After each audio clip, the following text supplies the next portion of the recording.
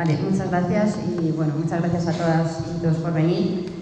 Voy a empezar la charla con un dato y es que hace un par de meses leí un titular que decía que la inmigración ha pasado a ser la primera preocupación de los españoles.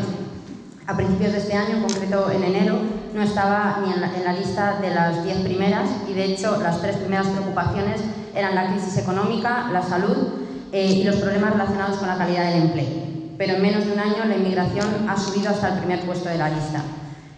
¿Por qué digo esto? Pues porque este es uno de los muchos ejemplos que se podrían poner para explicar algo que pocos podrían poner ya hoy en duda, y es que vivimos un periodo de derechización de la sociedad y de auge reaccionario, que se aprecia en todas las esferas de la vida y, por supuesto, también en el ámbito educativo. Y por eso lo que voy a hacer hoy es intentar exponer en qué consiste la postura conservadora en educación, su relación con el auge reaccionario, situar un poco el debate entre progresistas y conservadores y qué debemos hacer frente a ello. Por eso la estructura de la charla va a ser la siguiente. Voy a empezar primero por algo de contexto histórico, luego el debate entre progresistas y conservadores, después una caracterización de la propuesta conservadora en educación y por último unas conclusiones en clave más propositiva. Y voy con el contexto histórico. Lo primero que hay que señalar es que a partir de los 70 lo que nos encontramos en los estados occidentales es un debilitamiento generalizado del movimiento obrero y un repliegue histórico del comunismo. Y por lo tanto un contexto en el que ya no parece haber una alternativa tangible, real y total al capitalismo.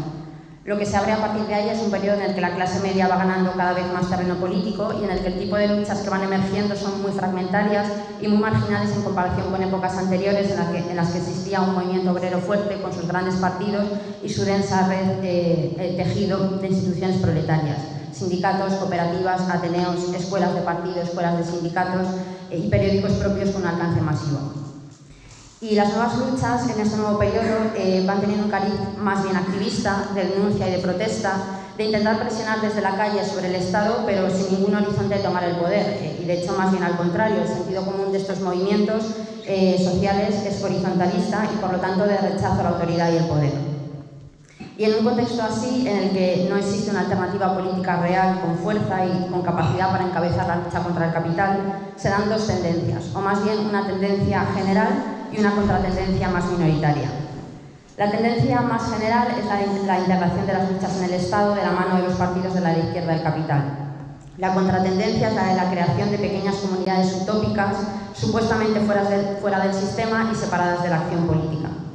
Por decirlo muy sencillo, en un momento en que parece que es imposible construir el socialismo, la tendencia general es aceptar el capitalismo a cambio de algunas mejoras o con la esperanza de ellas, y la contratendencia es la de construir guetos para tratar de huir del capitalismo. Es decir, o limitarnos a pedir una escuela y una universidad estatales reformadas al Partido Socialdemócrata de turno, o construirnos escuelas alternativas o escuelas libres supuestamente fuera del sistema.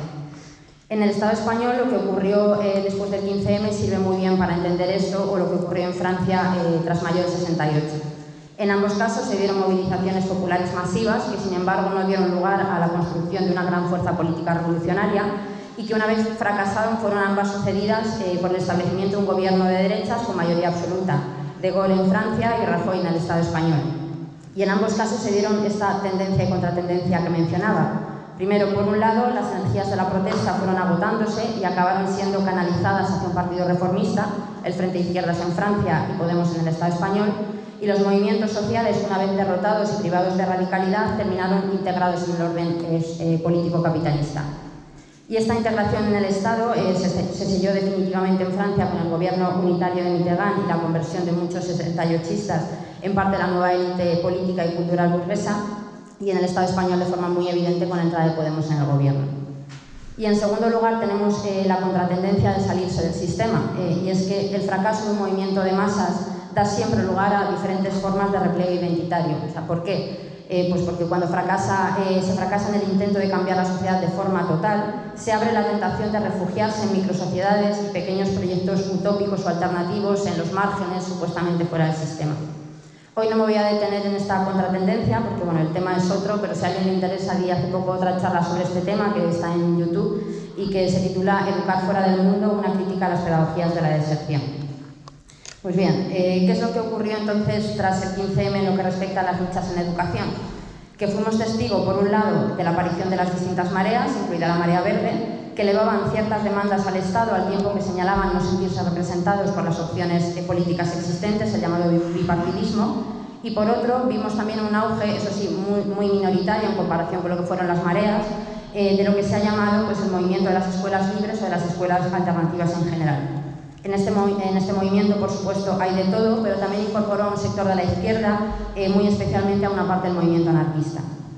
Y con el tiempo fuimos testigos también de cómo la integración en el Estado desarticuló o hizo perder casi toda su potencia a las mareas, y por otro, la impotencia política fue debilitando cada vez más a las escuelas libres más contestatarias o anticapitalistas hasta hacerlas desaparecer casi por completo. Desde entonces, es cierto que seguimos viendo algunas movilizaciones en educación, pero no se puede decir que tengan un carácter masivo ni mínimamente cercano a lo que vivimos en torno al 15M. Y hoy lo que sí va adquiriendo una dimensión más masiva es esa derechización general de la sociedad de la que hablaba y lo que podríamos llamar auge reaccionario. Es decir, en la educación, igual que en el resto de los ámbitos, las posturas conservadoras y reaccionarias se están expandiendo. Y es cierto que en el capitalismo siempre ha existido algo así como una izquierda que pide un retorno al pasado y que centra su actividad en tratar de proteger o preservar lo que quede de este, ¿no?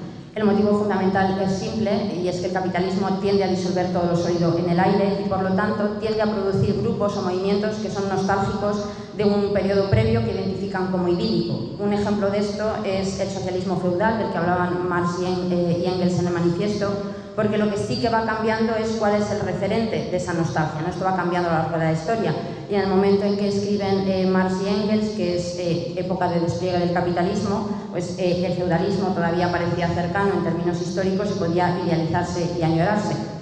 Hoy, evidentemente, el feudalismo nos queda lejos y ese papel lo cumple el Estado social o la época previa al neoliberalismo. Y volviendo al presente, el proceso de derechización del que hablaba tiene características específicas, y esto se podría explicar con mucho más detalle, pero básicamente lo que ocurre es que en un periodo de crisis como el actual se dan varios fenómenos. Primero, lo que se da es una ofensiva general de la clase capitalista contra las condiciones de vida de la clase trabajadora, lo que incluye, por supuesto, un deterioro de los servicios públicos. Segundo, en este contexto se hace cada vez más evidente que las promesas de la socialdemocracia progresista son humo o son directamente la implementación a cara descubierta del programa de la burguesía.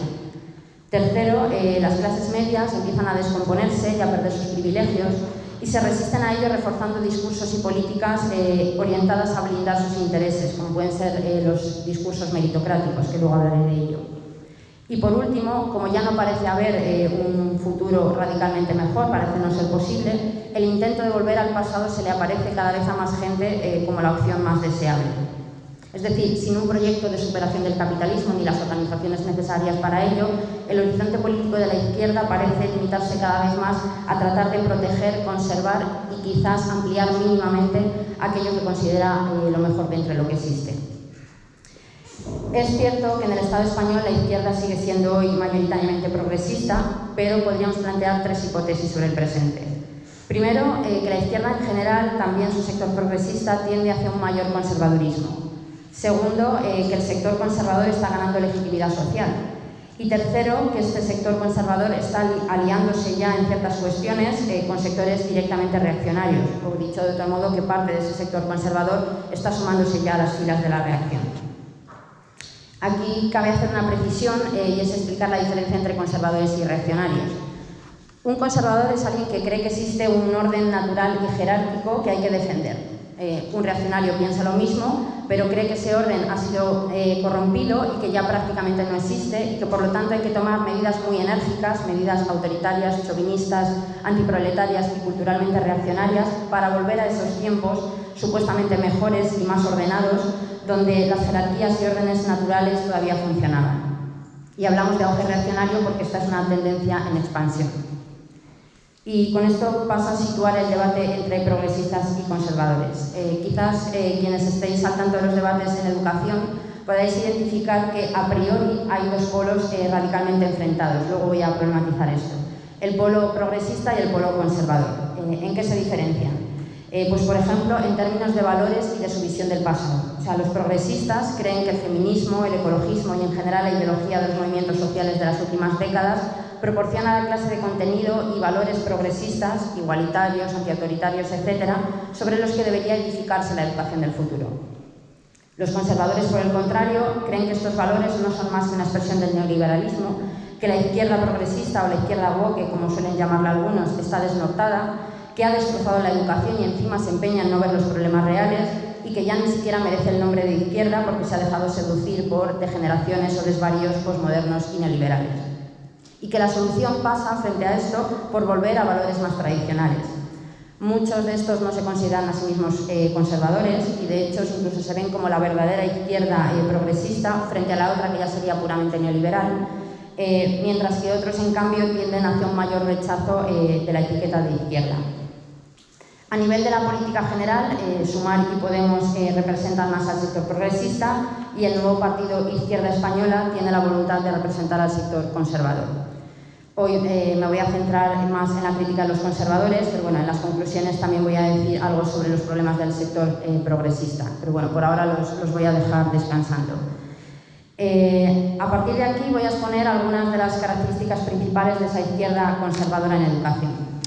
Adelanto, eso sí, que en esta etiqueta que estoy usando entran distintos agentes con sus propias particularidades. Hoy voy a hablar a un nivel muy general, en parte por motivos de tiempo, pero también porque esa tarea de estudiar y describir bien cada uno de esos agentes es algo que tengo pendiente y que va a ser necesario para hacer críticas cada vez más precisas. En cualquier caso, supongo que sabéis a qué tipo de gente me refiero, así que voy con sus características. Primero, en lo que respecta a las cuestiones más generales, es decir, no específicamente educativas, voy a mencionar tres. Primero, estos conservadores de izquierdas defienden el reforzamiento del Estado capitalista. Segundo, defienden la conciliación de clases y una política reformista de gestión del Estado capitalista y, por lo tanto, la consiguiente creencia de que el problema reside únicamente en que tenemos malos gestores, ¿no? Que con mejores políticos pues ya estaría. Y tercero, en el caso de aquellos que ya oscilan hacia la reacción o que ya están completamente dentro, legitiman o promueven la segregación o exclusión de los sectores más vulnerables del proletariado. En lo educativo se caracterizan por 4 elementos. Primero los voy a mencionar brevemente, pero luego me voy a detener en cada uno de ellos para explicarlos bien. Primero, el primer elemento es la nostalgia de la escuela estatal del pasado, normalmente la escuela del llamado estado de bienestar, una escuela que idealizan y a la que pretenden devolvernos a base de reformas. La segunda es la defensa de la cultura del esfuerzo y la meritocracia, a veces de manera más explícita, pero muy a menudo de forma más velada. En tercer lugar, en el caso de los que son ya reaccionarios, se caracterizan también por la estigmatización, la segregación o la exclusión del alumnado proletario más vulnerable. Y cuarto, se caracterizan también por la reivindicación de la autoridad docente en un sentido muy clásico o dogmático. Y bueno, voy con la nostalgia de la escuela estatal del pasado. En esta es en la que más me voy a detener.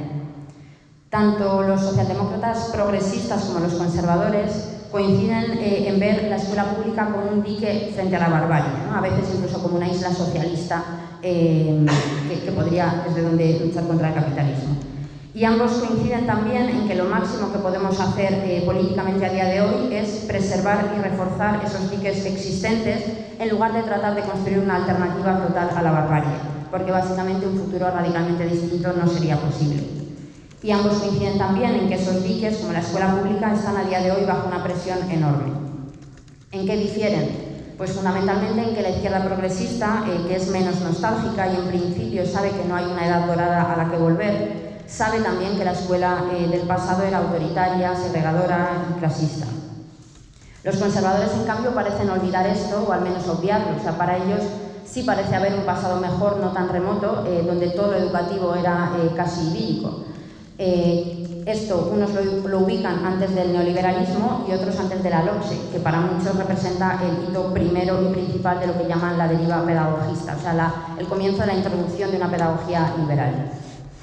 Por lo tanto, cuando los progresistas defienden la educación pública, lo hacen en general viendo la educación del pasado como algo que tiene un fuerte componente carca y autoritario y por lo tanto no están defendiendo la escuela del pasado, sino un ideal que saben que la escuela pública nunca ha sido. Ya adelanto que tampoco puede serlo. Pero bueno, los conservadores, en cambio, cuando defienden la escuela pública, sí están defendiendo algo que creen que fue en el pasado, o sea, una versión evidentemente muy idealizada de lo que fue. Y lo hacen porque ven en esa escuela previa al neoliberalismo o previa a la LOCSE la cristalización de ciertos valores fundamentales que se han perdido. El error que subyace a unos y a otros es que ambos presentan al Estado capitalista y a sus instituciones, o al menos a buena parte de ellas, o bien como un instrumento neutral que simplemente habría sido contaminado porque está en manos de los políticos equivocados y en manos también de los empresarios, o bien, y esto es llevarlo aún más lejos, tienden a ver también al Estado como un enemigo del capital, ¿no? Esencialmente anticapitalista. Por usar una metáfora, básicamente entienden que Estado y capital son dos equipos rivales en lucha, cuando la realidad es que juegan ambos en el mismo equipo. O sea, el Estado es un órgano de dominación de clase. Y esto es lo que lleva a los conservadores a dirigir sus críticas de forma focalizada, o bien a algunos partidos políticos en concreto que habrían convertido la educación pública en lo que es hoy, o bien a organismos supraestatales como la OCDE, que para ellos representaría el capital en oposición a ese Estado que podría defenderse si fortaleciera sus propias instituciones. Para ellos se trataría, por lo tanto, de recuperar la soberanía nacional frente a las instituciones europeas o supraestatales. Y evidentemente los comunistas debemos criticar con firmeza tanto a los políticos como a los partidos u organismos supraestatales que han atacado sistemáticamente la educación pública. Pero criticarlos para defender el socialchauvinismo, como hacen muchos conservadores y reaccionarios, es simplemente defender el capital por otros medios. Porque la cuestión es que el Estado que existe hoy, el Estado del que hablan, es el Estado capitalista, la forma de poder político de la burguesía, y que por lo tanto se encarga de garantizar la reproducción de la sociedad de clases. Un Estado que en periodos de crisis como el actual revela de forma cada vez más evidente su verdadera cara y su carácter represivo. Y en lo que respecta a educación, esto implica dos cosas. Primero, que hay que romper con ese mito de que la educación pública o estatal sería no capitalista o anticapitalista, como si solo la educación privada fuera realmente capitalista. Lo cierto es que la educación pública es también capitalista. Evidentemente, eso sí, sería una actitud izquierdista e infantil plantear que la pública y la privada son lo mismo y derivar de eso que habría que abandonar la pública, ¿no? Porque al contrario de lo que creen los que dicen que hay que salirse del sistema, para los comunistas la educación pública es hoy un espacio de lucha irrenunciable. Ahora bien, sería también una actitud irresponsable obviar el carácter inherentemente clasista de la educación estatal, porque la educación pública contribuye a reproducir la relación de clase. Y voy a poner un ejemplo cotidiano de este carácter inherentemente clasista para que se vea mejor. Muchas veces me encuentro con profes con una cierta conciencia social o conciencia de clase que me preguntan cómo pueden evaluar de forma más justa, ¿no? O sea, ven que es un tema en el que tienen constantemente contradicciones. O sea, tienen que poner notas, pero sienten que a menudo es algo injusto, que hay chavales que están muy jodidos, que hay otros que evidentemente lo tienen muy fácil y bueno, pues me preguntan qué pueden hacer, ¿no? Y yo simplemente les digo que, por supuesto, que hay formas más sangrantes y otras más respetuosas, si se quiere, de evaluar, pero que en la escuela capitalista esas contradicciones son en última instancia irresolubles. Primero, porque el profesorado de la pública no elige su función, o sea, esta función le viene dictada por el Estado. En lo que respecta a la evaluación, esto significa que su función es aprobar a unos y suspender a otros, hacerle notar a cada chaval qué destino parece esperarle, qué expectativas de futuro puede tener, etc. Y contribuir así a la división social del trabajo. Y segundo, porque la mayoría de esos problemas que tienen sus chavales no los crea o no los origina la escuela y por lo tanto exigen una lucha más total contra el orden capitalista. Por eso, frente a la defensa socialdemócrata del Estado y de sus instituciones, lo que tenemos que hacer las comunistas es recordar que una educación en manos del Estado capitalista jamás será una educación verdaderamente universal, gratuita y de calidad. Y la segunda implicación es que antes he dicho que el Estado revela su verdadera cara de forma más evidente en momentos de crisis. Y esto quiere decir que todo apunta a que la educación estatal se va a ir volviendo crecientemente represiva y autoritaria en los próximos años.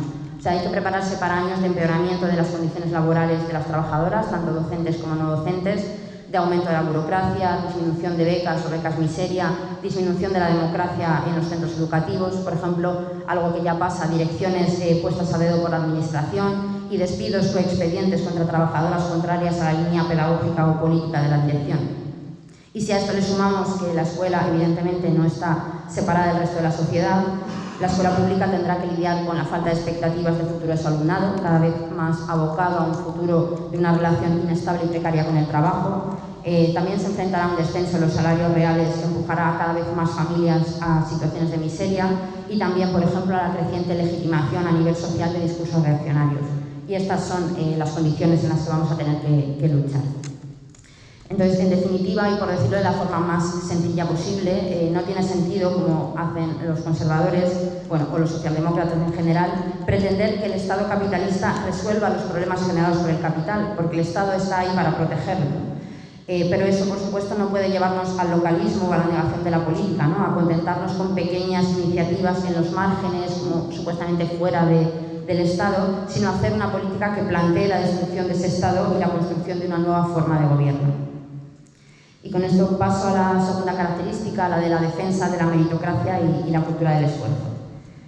La izquierda conservadora, si hay algo en lo que insiste, es que la educación pública debería servir para garantizar la igualdad de oportunidades, pero que por culpa de las transformaciones educativas impulsadas tanto por la derecha como por los progresistas, la escuela pública habría perdido en las últimas décadas esa función igualadora que supuestamente tendría en el pasado.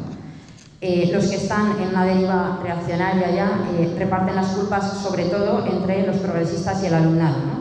Y se dedican a lamentarse diciendo que cada vez hay más alumnos problemáticos, que no se esfuerzan lo suficiente, que no aprovechan las oportunidades y se lo ponen difícil al profesorado y a los demás compañeros, que hoy se están regalando los títulos y que eso es una falta de respeto a los alumnos que trabajan, que hay mucho alumno que simplemente es un vago y un mal parido. Esto es tan específico porque estoy citando cosas literales, ¿no? De hecho, quienes estéis al tanto de los debates en educación, pues igual habéis reconocido alguna de estas frases de titulares que han salido en prensa en los últimos meses. Y supongo que podéis ver también el paralelismo con otros discursos antiproletarios, ¿no? Como que hay muchos vagos que no quieren trabajar, que viven de ayudas y paguitas, que se aprovechan de los demás, ¿no?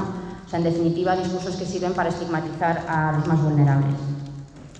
Y es cierto que esta culpabilización del alumnado proletario por parte de esa izquierda conservadora aparece en general todavía de forma aún tímida, ¿no? poco explícita, pero cada vez se va palpando más. Por ejemplo, he llegado a leer a uno de estos conservadores acusar a los alumnos problemáticos de estar atacando el derecho a la educación de los demás alumnos, ¿no? De los buenos alumnos, y que estarían saboteando la igualdad de oportunidades. O sea, la escuela no garantiza la igualdad de oportunidades por culpa de los malos estudiantes. Es decir, en todo ello hay una promesa implícita a los estudiantes proletarios obedientes, que es que si se esfuerzan lo suficiente, la escuela pública les ofrece una oportunidad de conseguir una vida mejor. Y es que lo más curioso de este discurso antiproletario es que muchas veces se envuelve bajo la apariencia de una defensa del proletariado y de sus oportunidades de una vida mejor. Porque lo que vienen a decir es que los buenos estudiantes proletarios se están esforzando y quieren aprovechar esas oportunidades, y los malos estudiantes proletarios no les están dejando, ¿no? O sea, es básicamente cultura del esfuerzo y defensa de la meritocracia pura y dura. Para deshacer este despropósito, lo primero que hay que decir es que simplemente no es cierto que la escuela pública pueda garantizar la igualdad de oportunidades. O sea, como he explicado antes, la educación pública cumple necesariamente la función de reproducir la división social del trabajo. Por eso, por mucho que los socialdemócratas insistan en que la escuela pública es la escuela proletaria, lo cierto es que la escuela pública es la escuela burguesa para el proletariado y cierto sector de las clases medias. La educación proletaria o socialista está hoy por construir. Porque los comunistas no podemos conformarnos con una escuela que lo máximo que promete al proletariado es un puñado cada vez más pequeño de oportunidades de movilidad social en una sociedad de clases que permanece intacta y encima legitimada. O sea, no es solo que sepamos que su promesa de movilidad social es falsa, sino que no queremos más oportunidades en un mundo de mierda. Queremos acabar con ese mundo y construir uno nuevo, libre de explotación y de toda forma de dominación. Con esto paso a la tercera característica, que bueno, voy a ser más breve porque creo que esta es muy clara, que es la de la estigmatización, segregación o, en última instancia, exclusión del alumnado más vulnerable.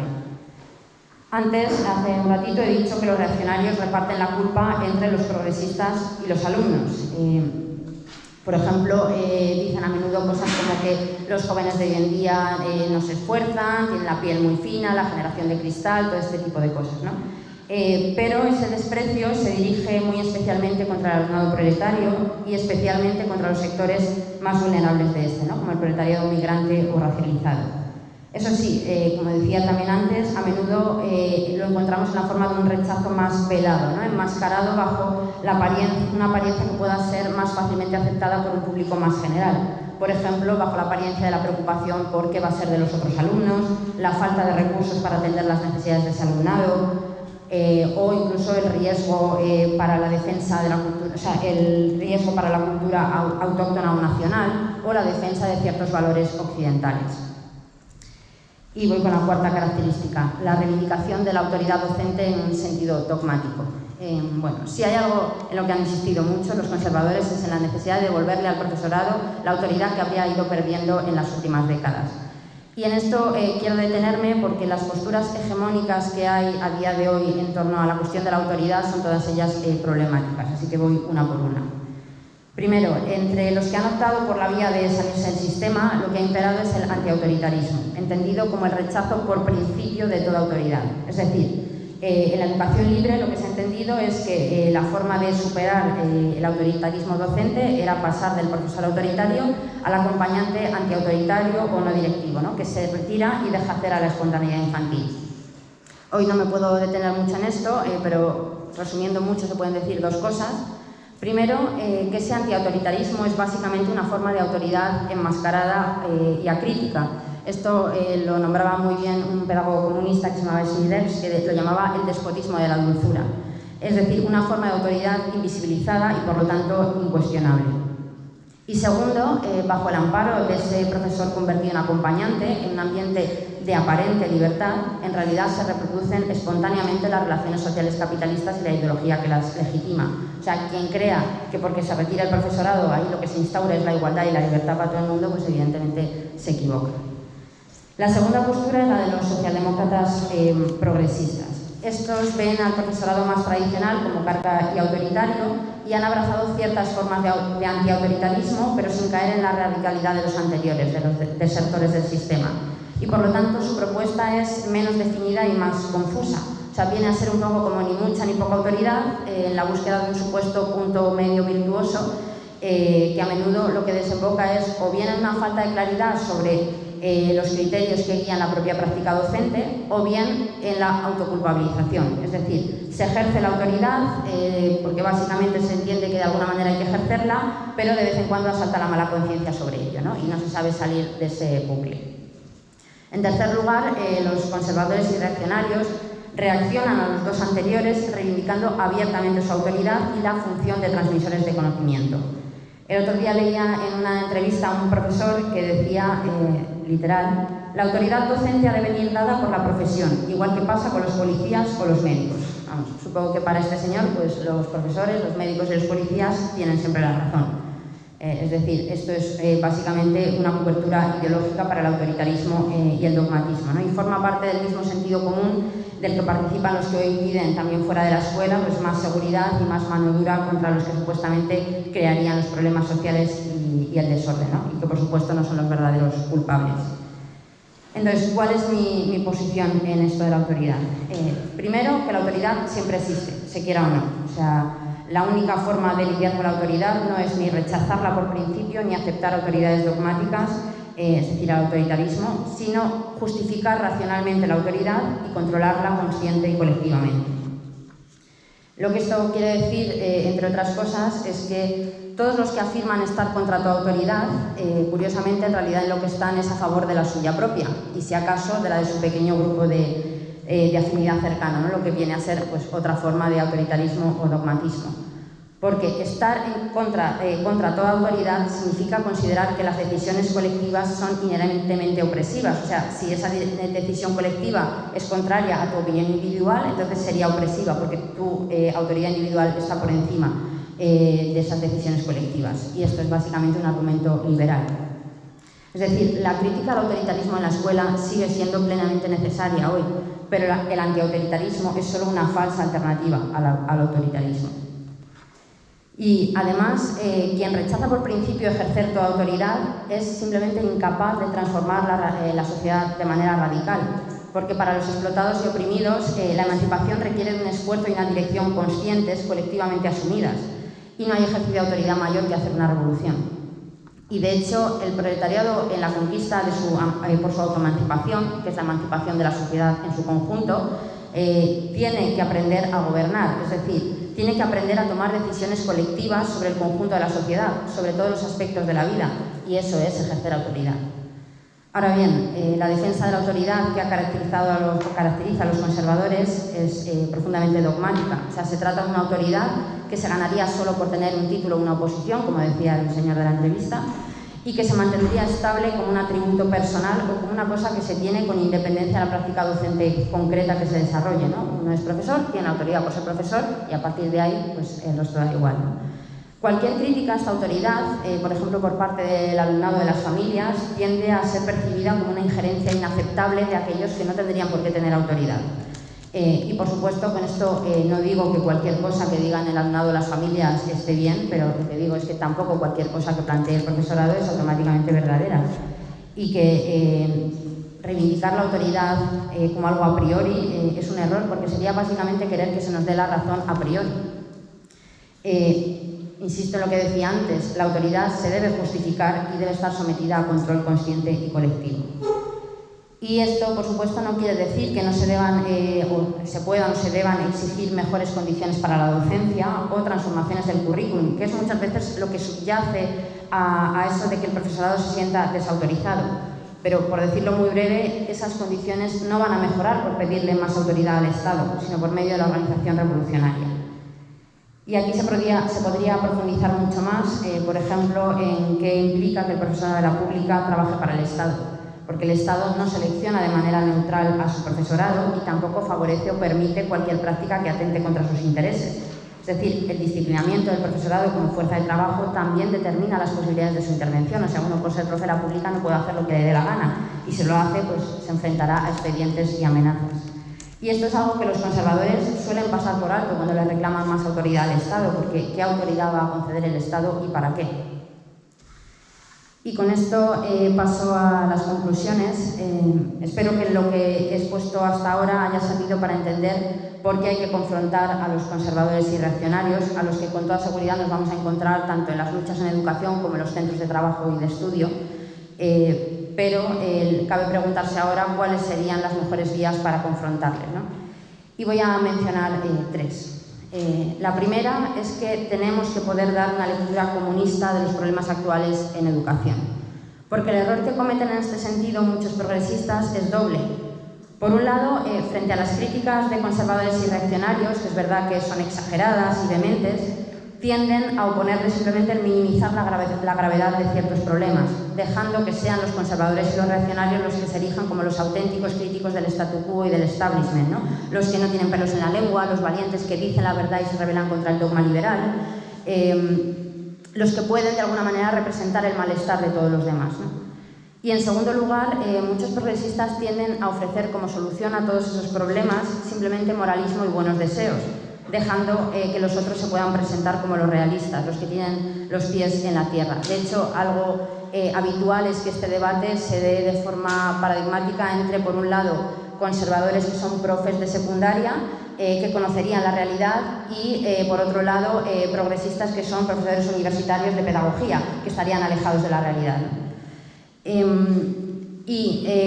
La cuestión es que si se permite a los reaccionarios definir los problemas y dictar las soluciones, y a eso solo se le impone un impulso moral, los reaccionarios tienen las de ganar. Por eso, las comunistas tenemos la responsabilidad de saber explicar lo que realmente pasa y por qué, con claridad y firmeza, señalando la auténtica raíz de todos los problemas que atraviesan hoy la educación, que son las contradicciones intrínsecas al capitalismo, que por un lado promete progreso, prosperidad e igualdad y por otro produce barbarie, miseria y desigualdad. La segunda vía, como es algo que planteaba Lenin, las comunistas tenemos que ser tribunos populares, tenemos que ser militantes que, cito literal, saben reaccionar ante toda manifestación de arbitrariedad, de opresión, donde quiera que se produzca y cualquiera que sea el sector o clase social a que afecte, que saben aprovechar el hecho más pequeño para exponer ante todos sus convicciones socialistas y sus reivindicaciones democráticas, para explicar a todos y cada uno la importancia histórica universal de la lucha emancipadora del proletariado. Y cuando en las luchas en educación nos encontremos con estos elementos reaccionarios, a veces incluso disfrazados de revolucionarios o de los más radicales y tratando de llevarse esas luchas a su terreno, las comunistas tenemos la responsabilidad de señalarles, desenmascararles y combatirles al tiempo que extendemos la conciencia socialista en el seno de esos movimientos. Y en la última vía, en la tercera, me voy a detener un poco más. Muchos de los que critican hoy a los reaccionarios lo hacen, como decía, desde el liberalismo progresista. Y las comunistas lo que tenemos que señalar es que esto no nos sirve el liberalismo progresista. y que el socialismo es el único proyecto que representa realmente el progreso histórico. Y esto requiere de algo más de explicación. En educación todas hemos sido testigos en las últimas décadas de una ofensiva liberal. Y aquí cabe preguntarse cuál ha sido el papel de la izquierda progresista en esta ofensiva liberal. Bueno, primero voy a hablar de las cuestiones más pedagógicas y luego las más generales. En lo que tiene que ver con las pedagógicas, la izquierda progresista ha acogido con entusiasmo unas cuantas transformaciones liberales. Por ejemplo, la introducción de las pedagogías alternativas en la escuela pública, la educación emocional, la centralidad de la innovación metodológica por encima de la cuestión de los objetivos y los contenidos y muchas otras. Y en relación con esto se han desarrollado dos fenómenos. Por un lado, se ha ido dando una cierta identificación entre el progresismo y la innovación educativa y luego entre la innovación educativa y reformas de tinte liberal. Es decir, se ha construido un sentido común según el cual el profesorado progresista debería defender una innovación construida en términos liberales. Por otro lado, ha habido quien ha aceptado esta identificación entre liberalismo y progreso, pero para rechazarla y buscar respuestas en el conservadurismo. A día de hoy, el recrudecimiento de la crisis y el fracaso evidente de las promesas de la socialdemocracia progresista ha dado alas a esta tendencia. Y en los últimos años hemos visto, por ejemplo, cómo el creciente descontento con el mandato de la innovación y con las nuevas metodologías a menudo toma la forma de la defensa de la tradición y la autoridad docente. También hemos visto cómo ganan legitimidad y visibilidad docentes que son críticos con todas estas transformaciones liberales, pero que tienen discursos claramente antiproletarios, aunque a veces vengan disfrazados de rojo, y a la prensa le encanta entrevistarles. Es decir, la reacción se alimenta en parte del fracaso de la izquierda progresista. Por eso, quienes no hemos abandonado la aspiración del socialismo y la determinación por construirlo, tenemos por delante un doble reto. Debemos señalar que la identificación entre liberalismo y progreso es una falacia y seguir denunciando el liberalismo, pero jamás en nombre del retorno a un pasado idealizado, sino en defensa del auténtico progreso que pasaría por un cambio social revolucionario. Luego, dejando a un lado la pedagogía, en lo que tiene que ver con las cuestiones más generales o sociales, como la privatización de la escuela pública o la expansión de la concertada, a nivel de discurso aquí todos los partidos de izquierda critican ese tipo de medidas liberales. Sin embargo, a la hora de la verdad, todos acaban o aumentando la concertada o tratando simplemente de limitarse a controlar sus excesos, porque lo que hacen al final del día es velar por los intereses de la clase media. Por eso, por ejemplo, el pacto de gobierno que firmaron el año pasado PSOE y Sumar, en ese pacto se aprobaba aumentar el presupuesto para la concertada. ¿Cuál era el argumento? Que esto supuestamente serviría para evitar las cuotas ilegales que se cobran en la concertada. En un 80% de la concertada se cobran cuotas ilegales, ¿no? Pues si aumentamos la financiación de la concertada no habrá cuotas ilegales. Ese es el argumento. O, por ejemplo, EH Bildu ha tenido un papel central en el blindaje de la concertada en Euskal Herria. O sea, ya ha existido históricamente un modelo, que es el de las ikastolas, que eran en general cooperativas para familias que querían que sus hijos estudiaran en euskera y que sirvieron para la defensa del euskera en un momento en que este seguía siendo perseguido y ocupaba un papel completamente marginal en la educación pública. Pero hoy esas cooperativas son en general concertadas y además la enseñanza en euskera está completamente extendida en la escuela pública. Pero aún así, EH Bildu sigue defendiendo el modelo de las ikastolas. Es decir, escudándose en una causa noble, como es la defensa del euskera, han acabado blindando un modelo educativo segregador pensado para la autorreproducción de las clases medias nacionales. Lo que quiero destacar con esto es algo fundamental, y es que todos los partidos que componen hoy el arco parlamentario, sean de izquierdas o de derechas, más progresistas o más conservadores, comparten un acuerdo total en lo que respecta a las cuestiones políticas y económicas fundamentales. O sea, en el fondo están de acuerdo en todo lo importante: no cuestionamiento de la propiedad privada, mantenimiento del poder en manos de la burguesía, gestión del Estado capitalista y explotación del proletariado. O sea, es decir, ninguno de ellos toca el núcleo del capitalismo. Por lo tanto, la batalla entre unos y otros, entre los progresistas y los conservadores, que parece tan encarnizada, será principalmente en la forma de una batalla cultural que les hace parecer antagónicos, pero que oculta su acuerdo en todo lo fundamental, que es la defensa de los fundamentos del capitalismo. Porque los partidos progresistas creen, como decía antes, que la educación del futuro debe ser igualitaria, socialmente justa, respetuosa con el medio ambiente y toda una serie de palabras que suenan muy bonitas, pero al mismo tiempo que defienden esto, apuntalan los pilares de una sociedad basada en la explotación, la dominación, la competencia y la destrucción de los ecosistemas. Por eso, a todo ese profesorado que está hoy descontento, ¿no? y que percibe que no hay ningún tipo de horizonte radicalmente distinto y eso le podría llevar al conservadurismo, lo que tenemos que recordarles es que la nostalgia es un callejón sin salida y que el progreso que prometen los liberales es falso, ¿no? Que, como decía antes, el único proyecto que representa realmente el progreso histórico es el socialismo. Porque bajo el orden político capitalista, la educación estará siempre en manos de políticos profesionales, burócratas y empresarios. O sea, si queremos luchar realmente por una educación, si queremos luchar realmente por el progreso en educación, tenemos que luchar antes que nada por un proyecto que entregue al proletariado la capacidad de gobernar para tomar las riendas de la sociedad y transformarla de raíz. O, en otras palabras, tenemos que señalar la necesidad de una alternativa política a todos los partidos del capital, sean progresistas o conservadores, y trabajar por la construcción de esa alternativa. En resumen, y con esto termino, las tres tareas, o tres de ellas, que nos impone el presente son, primero, dar una lectura propia, comunista, de los problemas en educación, de sus causas reales y las vías para superarlos. Segundo, debemos reaccionar a cualquier manifestación de opresión y aprovechar cualquier pequeño momento para exponer nuestras convicciones y reivindicaciones. Y tercero, debemos exponer la necesidad del socialismo como única alternativa real a la barbarie y trabajar por su construcción. Muchas gracias.